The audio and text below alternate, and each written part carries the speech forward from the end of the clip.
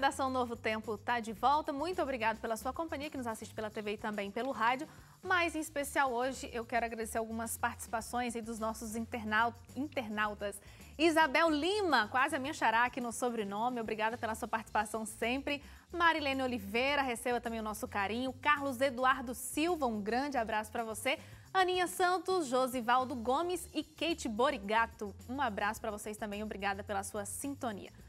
Bom, e nesse bloco vamos discutir aqui, 25 anos atrás, em julho de 1990, foi sancionado o Estatuto da Criança e do Adolescente.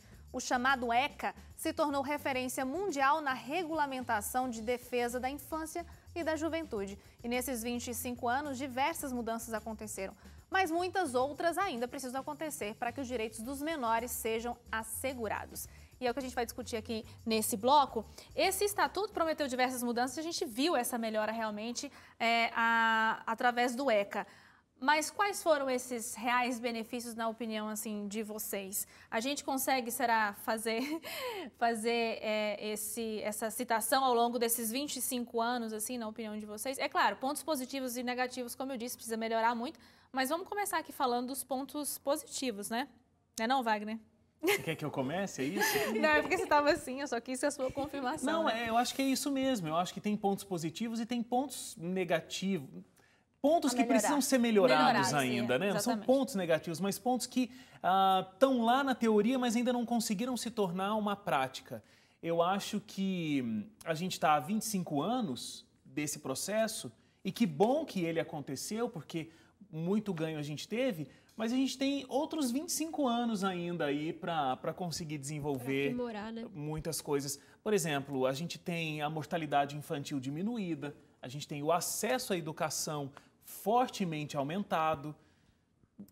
Redução do trabalho, né? Redução do trabalho infantil. Não, mas é que você falando assim, parece que o problema está resolvido, não é? Não dá a impressão de que a gente cresceu muito e ok, deu, mas não é trabalho bem infantil, assim, né? A gente sabe que existe, né? Claro. Foi diminuído. Agora, no caso do acesso à educação, ela aumentou grandemente nesses 25 anos. Agora, e a qualidade dessa educação, né? Então, a gente tem as crianças conseguindo o acesso à educação, mas e a qualidade dessa educação que elas recebem? Então, cada ponto acaba tendo um contraponto, né? Eu acho que é válido porque a gente evoluiu em muita coisa, né? Eu acho que essa questão infantil, adolescente, crianças são teoricamente pessoas ingênuas, elas precisam de proteção e de pessoas que assegurem os seus direitos e uma qualidade de vida decente. Então, eu acho, sim, que o Estatuto ele vem para contribuir, né, e ajudar muito. Mas é como você falou, né, tem muita coisa que a gente ainda precisa melhorar. Você estava falando, as crianças que têm acesso à educação. Gente, tem gente que não tem acesso ainda, né? Então, assim, a gente melhorou o acesso, mas ainda não é 100% de acesso. Então, isso é uma coisa muito séria, né? É um ponto até antes de falar da qualidade que eu citei, né? Ainda tem gente que nem o acesso tem. E aquela questão também depende de com quem você vai se comparar, né? Se você se comparar com os Estados Unidos, por exemplo, obviamente a gente tem muito que melhorar. Mas aí, puxando para o meu lado, se você se comparar com o Bangladesh, a gente está anos-luz na frente. Eu até anotei aqui alguns dados. No Brasil, o analfabetismo está em 8% agora. Em Bangladesh, é 59%.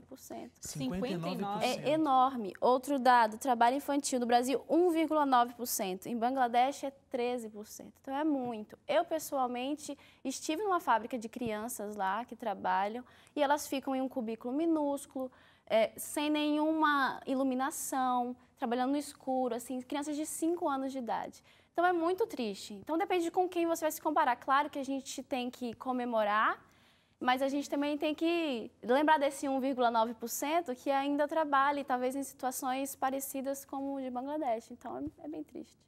Falando desses pontos positivos também, o Conselho Tutelar foi um departamento, um órgão, não sei como que se chama, que cresceu bastante e que tem se solidificado, né? Eu acho que vai entrar, não sei se isso acontece ao mesmo tempo em várias cidades, né? Mas vai ter algumas votações dentro em breve em alguns municípios e agora precisa de uma prova, né? A quem quiser se candidatar, porque antes era apenas votos, agora já tem uma prova, o salário já aumentou, bem remunerado, então eles estão investindo também com essas pessoas que trabalham de maneira muito eficiente, eu vejo assim nas cidades, porque apesar de como alguns críticos dizem, né, do Conselho Tutelar tirar filhos de alguns pais e realmente colocar num lugar sem infraestrutura, não sei, acho que não seria talvez a melhor decisão, mas eles também fazem o papel deles. Muitas crianças são poupadas de abusos, pais... De violência. De violência, pais que bebem, que realmente chegam bêbados em casa e batem nas crianças. Então, o Conselho Tutelar interfere nisso aí, tá difícil essa palavra, né? Interfere nesse processo e é um benefício muito grande para aquela criança, né? Agora, uma coisa que me preocupou aqui na pesquisa que a gente teve acesso foram sobre os homicídios. Vocês falaram de vários aí que tiveram uma baixa, né, nesses 25 anos do ECA. Agora, os homicídios, pelo contrário, né, ele aumentou quase mais do que 50% nesses últimos tempos, né, de 13,9% para 54,1%.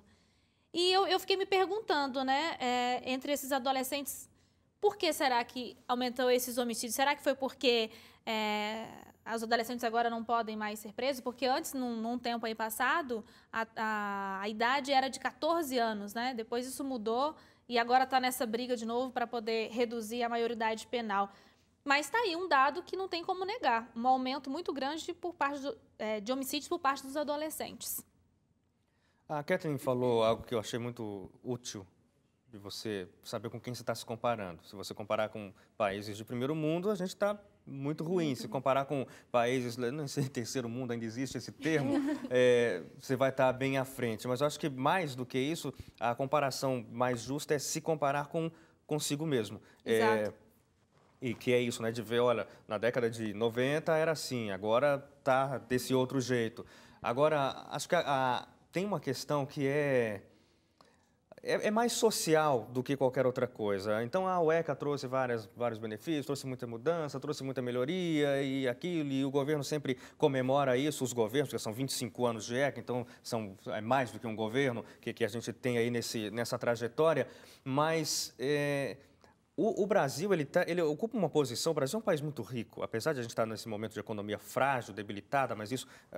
Fazendo um gancho aí com a Grécia também está numa situação, claro, que é absurdamente, existe um abismo de diferença entre Grécia e Brasil, mas as causas para a crise são as mesmas, é gasto desordenado, é investimento fora de lugar, é não reverter para a população, por exemplo, o recolhimento de impostos, e aí você vai abrindo buracos e para tampar buracos você pega alguma coisa para jogar, mas de onde você pegou você vai ter que cobrir depois, então essa é a crise que a gente enfrenta economicamente no Brasil.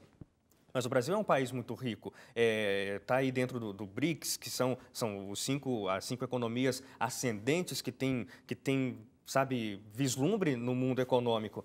Mas aí você percebe, então, que o Brasil tem essa riqueza toda, mas não parece que existe alguma falta de preparo dos nossos governantes, e daí eu jogo também para nós eleitores, que não sabemos eleger os nossos governantes. E aí você tem o ECA, que é um modelo para o mundo inteiro, mas que a aplicabilidade do que tem no ECA não é efetiva. Então, temos que garantir a acessibilidade à educação, muito bem, mas aí você vai nos recônditos aí do Brasil e as crianças têm que viajar 4 horas, têm que levantar 3 da manhã para pegar um ônibus, passar por umas ribanceiras, isso quando não chove, porque quando chove não dá para enfrentar, ou vai de pau de arara para a escola, tem que pegar um barco, tem que, sabe, fazer uma viagem todos os dias, ficando 10 horas, às vezes, na estrada, para poder ficar 4 horas na escola. E nem um sapato ela tem para poder fazer todo esse caminho. Não, entendeu? Então, aí nós estamos comemorando que estamos há 25 anos com o ECA garantindo a acessibilidade à educação. Aí, mais do que isso, temos 8%, como a Kathleen trouxe, de analfabetismo no Brasil. Em 25 anos, com uma estrutura que é modelo no mundo, a gente não conseguiu acabar com o analfabetismo no Brasil. O que é isso? Para um país do tamanho do Brasil, com a economia que o Brasil tem, com esse tamanho gigantesco, eu fico imaginando, muitas vezes as pessoas falam brincadeiras assim do tipo, a gente podia privatizar o Brasil para uma empresa americana para ver se resolve, porque é uma coisa que você não consegue compreender. Como que com essa pujança toda a gente não foi capaz de, em 25 anos de ECA, acabar com o analfabetismo, acabar com esses problemas que as crianças têm, muitas crianças, não é pouco não, são várias cidades do Brasil pequenininhas que não têm estrutura para poder levar uma criança até a escola. Fora isso, a mortalidade infantil realmente diminuiu muito, mas a gente ainda tem, não tem mais tanta mortalidade infantil, mas a gente tem um monte de criança parindo outras crianças. São diversos problemas que 25 anos de ECA não resolveram, porque não é o que está escrito no papel que vai resolver. Então, são mudanças que precisam ser feitas na sociedade. Eu tenho um problema com as teorias que não são aplicáveis, porque funciona o ECA no papel, funciona o estádio no papel, funciona um monte de coisa no papel.